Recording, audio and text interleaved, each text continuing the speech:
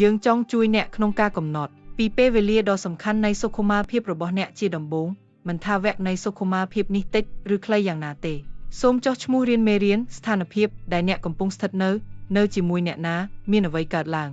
បន្ទាប់មកនៅក្នុងជួរបន្ទាប់សូមរៀបរាប់ពីអារម្មណ៍ដែលអ្នកមាននៅពេលនោះហើយធ្វើការដាក់ពិន្ទុពី0ទៅ100លើកម្រិតនៃសុខុមាលភាពរបស់អ្នក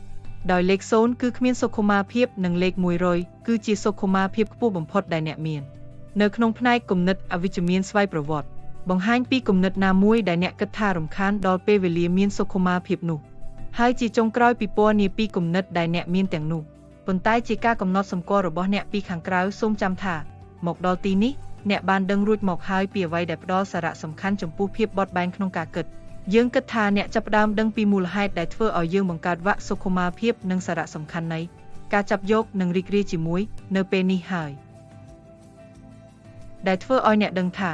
អ្នកគួរកំណត់ទីតាំងគំនិតដែលរារាំងអ្នកពីការធ្វើបែបនេះនៅកន្លែងណាក៏ដូចជាដឹងពីរបៀបគ្រប់គ្រងវាដើម្បីជួយអ្នករៀនពីរបៀបធ្វើវាសូមមើលឧទាហរណ៍របស់ត្រាងកាលពីព្រឹកថ្ងៃពុធត្រាងបានដើរទៅសាលារៀនតែម្នាក់ឯងតើត្រាងមានអារម្មណ៍យ៉ាងណា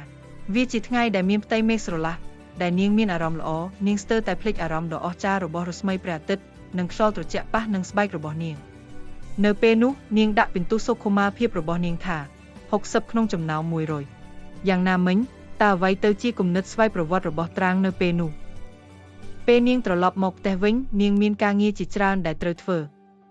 តើត្រាងបកស្រាយយ៉ាងណាប្រសិនបើនាងដើរតួជាអ្នកសង្កេតពីខាងក្រៅមែនហើយឥឡូវនេះពេលវេលានេះគឺជាពេលរបស់នាងហើយនាងអាចរីករាយជាមួយវាសូមមើលស្ថានភាពបន្ទាប់ទៀតរបស់ត្រាងនាងកំពុងនៅផ្ទះនាងងូតទឹកបន្ទាប់ពីនឿយហត់ពេញមួយថ្ងៃតើនាងមានអារម្មណ៍យ៉ាងណាការងូតទឹកជួយឲ្យរាងកាយធូរស្បើយនិងធ្វើឲ្យនាងមានអារម្មណ៍ល្អ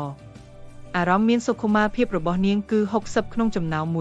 100ប៉ុន្តែតើអ្វីជាគំនិតស្វ័យប្រវត្តិដែលចូលមករំខាននាងមានការចំណាយច្រើនក្នុងខែនេះហើយយើងដឹងថាមានអ្វីកើតឡើងចំពោះគណនីធនាគាររបស់នាងតើត្រាងនឹងបកស្រាយស្ថានភាពនេះយ៉ាងណាវិញប្រសិនបើនាងជាអ្នកសង្កេតពីខាងក្រៅវាជាពេលដ៏ពិសេសមួយដោយសារតែវិក័យបថ្លៃភ្លើងអគ្គិសនីរបស់ខ្ញុំកើនឡើងច្រើនខែក្រោយវានឹងត្រឡប់មកធម្មតាវិញហើយខ្ញុំក៏អាចលើកការងារក្រៅម៉ោងធ្វើផងដែរឥឡូវនេះវាជាពេលល្អបំផុតដែលខ្ញុំគួរតែរីករាយជាមួយការងូតទឹករបស់ខ្ញុំព្រោះការជប់ងូតទឹកមិនបានជួយចាយថ្លៃវិក័យប្រប្លែងខ្ញុំទេ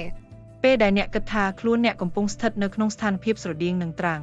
ហើយមានគំនិតស្វ័យប្រវត្តិមួយចំនួនព្យាយាមបំផ្លាញពេលវេលាមានសេចក្តីសុខរបស់អ្នកសូមចាំឧទាហរណ៍ទាំងនេះការធ្វើដូច្នេះអាចជួយអ្នកប្រឆាំងជាមួយគំនិតស្វ័យប្រវត្តិទាំងនោះព្យាយាមមើលស្ថានភាពរបស់អ្នកក្នុងនាមជាអ្នកសង្កេតពីខាងក្រៅអនុញ្ញាតឲ្យខ្លួនអ្នកទទួលបានពេលវេលាល្អទាំងនោះចាប់យកវាអ្នកអាចធ្វើបាន